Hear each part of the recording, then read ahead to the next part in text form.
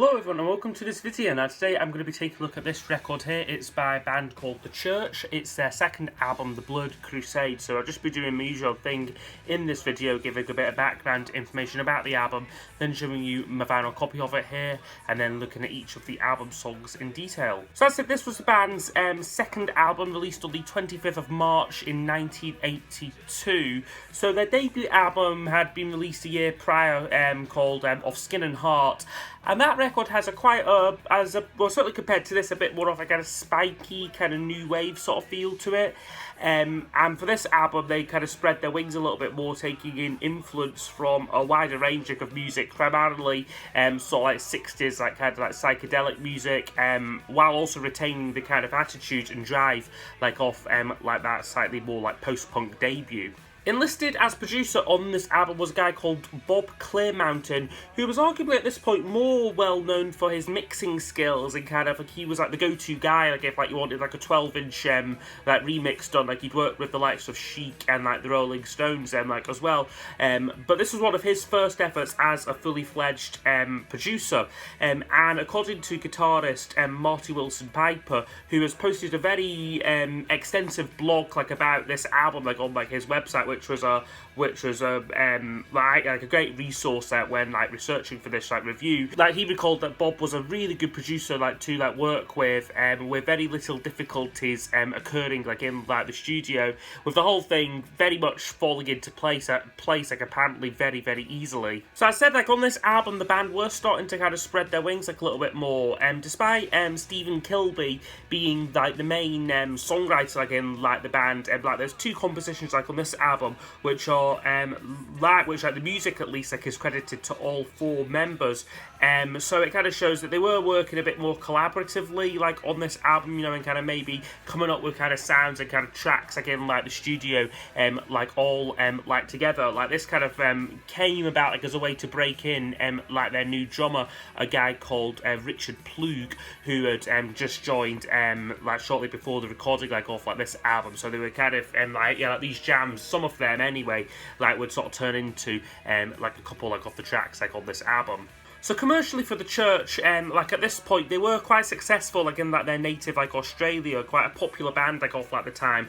Like they'd already had like a top 20 hit with the song The Unguarded Moment from their debut album, and this album kind of continued that same commercial success, reaching number 10 on the charts there, like and also also giving them like another top 20 single with Almost With You. However, more international success was, however, lacking. In the UK, sales were slow but steady, and like they were signed up to do some shows again, like the UK. Initially, they were signed up to support Duran Duran. However, pulled out of these gigs like after like a couple, like I think it was around like after like 5 gigs, feeling that the audience were not appreciating like their music. It's very far removed from like Duran Duran, a lot more progressive kind of sound. So it's definitely like a kind of like a clash there. Now in America, like the fate of this album managed to be even worse, as it originally wasn't even released. Like their label, Capitol, demanded more commercial material like for like the band, and refused to like release it. So I think it only saw like a US release until maybe I think 1985 or maybe like even later. So the band did try and kind of cave into like the record company's like demands for kind of more commercial sounding like material from like The Church, resulting like in like an EP, I believe it's the Sing Songs EP. However, this did not like satisfy like the label, so they were actually dropped like from Capitol, and I don't think had a US label again, like I said, like until maybe like 1985 or 86 sort of time. And I mean, I think it's amazing to think that Capitol passed up like on this album because it's so good, you know, like as like we'll get into the review. I mean, it might have not been commercially top of the charts kind of album. Probably wouldn't have been a big money spinner, but it's certainly, I guess again, like a lot of ways it fitted in with what was going on like in like America, or certainly parts of like America like at parts of America like at that time. You had the kind of growing Paisley underground scene with bands sort of like the Dream Syndicate and Rain Parade all coming out with these kind of psychedelic throwback kind of sounds, and I think the Church slot right in there, and are probably at the more commercial end, like off like that. So yeah, it's just quite amazing that they kind of completely passed up on them like at the time. But anyway, I will now show you my vinyl copy of it here. Now this is a copy I bought on Discogs, and I must confess this is probably one of my worst Discogs purchases in terms of condition and in terms of sort of being like, like how it is with Discogs, they say something's VG plus or kind of VG, and it turns out not to be the case. This one had this kind of awful tearing like along like the top, like off like the cover, which isn't brilliant, but it is a nice copy of it though. I believe it's an original pressing from '82, because it was reissued a couple of times, this album. It's nice pictures of the bands there and their lyrics. I'd also say this was one of the worst as well, because this record's a lot of skips on it, a lot of cracks and pops, so I ended up having to listen sort of like through Spotify like when like preparing this. So this is definitely a record where I'm looking for an upgrade copy, and this is just the record label. It's on this label Caddy Records. I believe this is a Australian pressing of it. I'm not 100% sure. Again, like the stuff it's some of it's quite difficult to come by. Like in like the UK, you're kind of having to rely on kind of slightly obscure reissues of them some of the time. But no, that is the vinyl record looked at. Okay, so I'll now go over each of the album's songs. So I'll score each track out of 10, and then use those scores to give us a overall percentage marking for the album.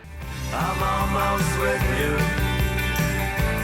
So the record kicks off with Almost With You, which is probably the most well-known song on the album, certainly among kind of, it's on every Church best of sort of like collection. It is one of like their bigger hits, certainly like in like their native Australia, where this reached number 22 on the charts there. This is a really good, pleasing, catchy opener, great kind of jangle pop sort of sound, very reminiscent like of like the Byrds like on this one here, and I think a really good entry point like to like the Church. This song has got a familiar sound to it for people who are kind of fans like of like kind of like this, who like are fans of a lot of 60s music. This song is going to kind of sound almost like instantly like familiar, and again it's a really good track. This again nice. You've got some nice arrangement touches on it as well, a nice kind of Spanish guitar solo like on it like as well, which is a nice touch. But for me, the reason why it's not getting a full 10 is, again, I've possibly overheard it a little bit, and I think it's just a little bit too... Again, I don't sound too cruel here, but it's a bit bland and predictable. It's kind of very much sort of like jangle pop, kind of Byrds sort of throwback, like by numbers, like a little bit, and yeah, possibly a little bit like predictable. But it's still a good song though, so I would still give that one a 9 out of 10 there for Almost With You. When you were mine, when you were mine. Okay, next up is When You Were Mine. Now this song, the album kind of goes up a notch for me. Really catchy track, this again, kind of like once you get into it, but it takes a while to get there with its really cleverly constructed build up and to this like main guitar riff. They kind of take a while to get there, but I think it really works, and again it shows the band are kind of flexing their slightly more like progressive like muscles like on like this one here, which just also gives the song like additional impact like as well like by the time you get to that chorus, it feels like a real like reward like and payoff like for kind of like getting like to at that point like off like the track. Again, Steve Kilbey sings this song quite well, very kind of cryptic style to his lyrics. He sings like, on a day like this, 100 lifetimes ago, you on a shore across the point, I looked at my hands and you threw me the lime, and then you were mine. Again, great rocking solo on this. It's about 5 minutes long, but it just really works, this track for me. A great second track there, and we'll get a 10 out of 10.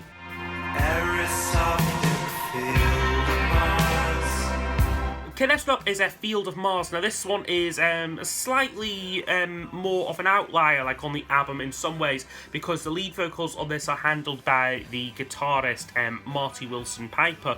Now he is originally actually from Liverpool, so he's got a very different sound to like his voice like than Steve Kilbey, very much more British sounding voice, I guess, like you would like perhaps like expect, like, and certainly a lot more, I don't say radio friendly compared to Steve Kilbey, who can be quite mysterious and sort of like a lot like mystique like about like, his vocal.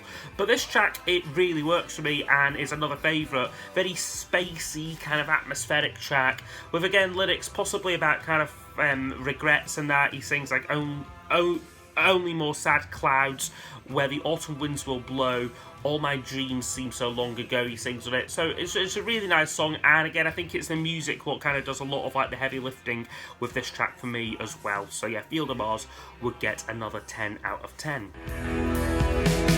How are you getting home? She laughed. Okay, and then the winning tracks just keep coming. We've got the next track is an interlude, which again is a bit more progressive. This one builds up really well with it. Starts off with a kind of more soft, sort of like more like acoustic based like introduction, and then some great guitar work, very kind of lovely, great chiming, sort of like Rickenbacker 12 strings like on here, played through again, various effects, pedals, and that. So it sounds very ahead of its time, like I would say, like this track, and also a lot of other tracks like all this album do. It's one of those tracks where all of the members are credited musically, and you can really see that on here. They all are pulling their weight, adding different beautiful textures to like the track, and everything just comes together here. Like you've got Steve like you've got Kilby's like mystical and like mythical lyrics, like with an opening line so full of intrigue. He sings like, they're going to send you away, she said, psychic angels spread on the top of her head. Again, no idea really what he's on about, but it just sounds good. Like, you know, again, it sounds cloaked in kind of metaphors and like whatnot. And again, and like again, Bob Clearmountain's production on this song is just stunning. Allows all the elements of it to breathe, while also retaining this kind of multi-layered and kind of very lush nature, but it doesn't sound overproduced at all to my ears either. So yeah, an interlude, a real favourite of mine, and yeah, an easy 10 out of 10 there from me. Who is this child?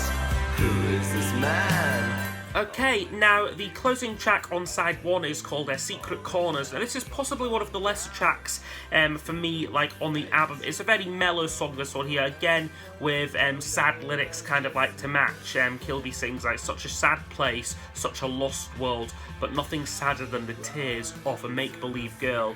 Musically, it's again a little bit church by numbers, I would say. You've got like Marty Wilson Piper doing some quite nice 12-string guitar work on here, and I think you've also got a wee harpsichord like on it like as well, which is quite a nice touch. But it's just a very short song, this one here. It's just like 2 verses, a little chorus, and then that's it, done basically. So it's very short, doesn't outstay its welcome like by like any means, but yeah, not one of my favourites either. So that one would get an 8 out of 10. You know, I did it just for you.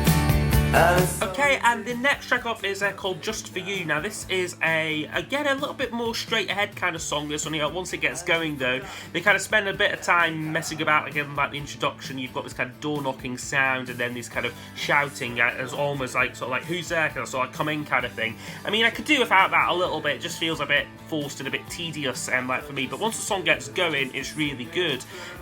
Really nice like instrumentation, particularly like on like the solo section. I think it's like a mandolin like what's playing, or like I think of, or maybe like they've said, it's like a very speed guitar, but it just gives it a real shimmer, this one here. Again, a very catchy, very reliable song, this one here, but maybe not a highlight for me like on the album. Fire burns inside me. Snow still falls. And the next knob is called A Fire Burns. Now this could possibly be my favourite on the album. It certainly feels like one of these tracks where all the band members are kind of contributing musically, but it is credited solely to Stephen Kilby. But this is a great track. It begins with a very solid beat, a great assured vocal like as well, which switches from a slightly harsher kind of edge, like in like this like kind of verses, kind of shouting it a little bit more. But then the kind of chorus becomes very gentle and very melodic sounding, like this, like again he sings this really really well. Like, a fire burns inside me, its snow still falls in flakes, the reins around the horse's throat turn into a lake. Again, no idea what he's talking about, but that's kind of like the way it usually is with Stephen Kilby's lyrics. But then you've got this great sort of counter riff sort of working like underneath that, and I just think it really makes this song stand out, and like again really sounds ahead of its time. Like, you could imagine a band like, say, the House of Love, or kind of any kind of sort of like early 90s alternative band like doing like a track like this. It just has this timeless feel to it, which is almost difficult to believe that it is actually from 1982. And I want my sad reflection to go drifting. Okay, and the next track up is called To Be In Your Eyes. Now, this one, on the surface for me, is not one of the highlights on the album. It's a very predictable song, a little bit forgettable, but it's good while it's on, though. Again, more of a mellower kind of track with kind of Kilby talking sort of about like him sort of wanting his sad reflection to go drifting in the sky and sort of walking through this aching and it's breaking me into, he kind of sings with it and that. So it's a kind of pleasing track while it's on. The kind of lyrics and the music kind of go hand in hand. It's just for me a little bit straight ahead, kind of like for this album, like in particular, you know, it kind of it's a short song, maybe 2.5-3 minutes, and musically maybe a little bit similar to perhaps Secret Corners or Just For You, but decent song there. So yeah, To Be In Your Eyes would get a 7 out of 10. You took the lead from the start. Okay, and then we arrive at what I think is generally recognised as one of the album's highlights, You Took. Now this is, this is the second track where all of the band members contribute and are credited to like various musical elements like on this song. This is a 7-minute epic, and it doesn't feel it because it's so exciting almost like throughout like its entire length. There's a great contrast as well between these kind of quieter, sort of like very softly sung verses, and then just this epic guitar soloing, like which kind of then like sort of takes you on like a bit of a journey throughout like its length. Lyrically, quite a simple song this in terms of its structure. You know, it's basically 4 verses, but you've got some like fun references to some of like their album titles. So it's kind of references like their debut, like of Skin and Hearts, and then also this album in its closing line. It's a shame, it's not a game we're playing in. It's just the Blurred Crusade kind of like ends this song and then kind of fades out like on like that. Again, this is an expansive, progressive song which I just really like adore. And I guess would also set the template for a lot of kind of future church songs as well. So yeah, You Took for me would get a 10 out of 10. Some days you laugh.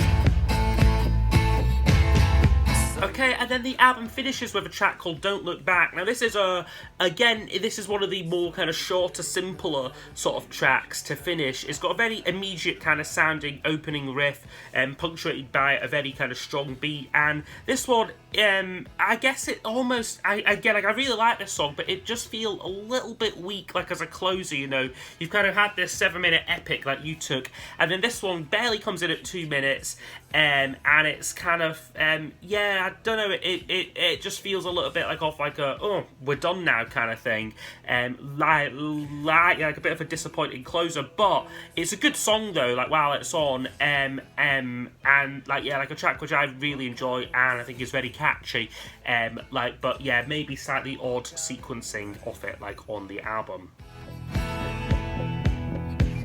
Okay, so overall this album would score 92%, so I think this is a bloody brilliant album. It's probably my favourite Church album, I would say. You know, they have a lot of great records. They were a very prolific band right through the 80s and into the 90s, releasing a string of great records, but this is probably the one that I wind up returning to the most. It really bunks also the trend of kind of second album slump kind of thing, because I think this they kind of build on the debut, while also like expanding like their sound out like quite a bit like as well, and I think that kind of comes through, and I think that's because of the kind of like the refined songwriting like of Stephen Kilby, but also getting the band to kind of contribute like a little bit more like as well and kind of write songs together, like I think really works. But it's also a triumph in production as well. Bob Clearmountain gives this album a real clear kind of sonic direction, and again kind of musically sets a template which the Church like would like continue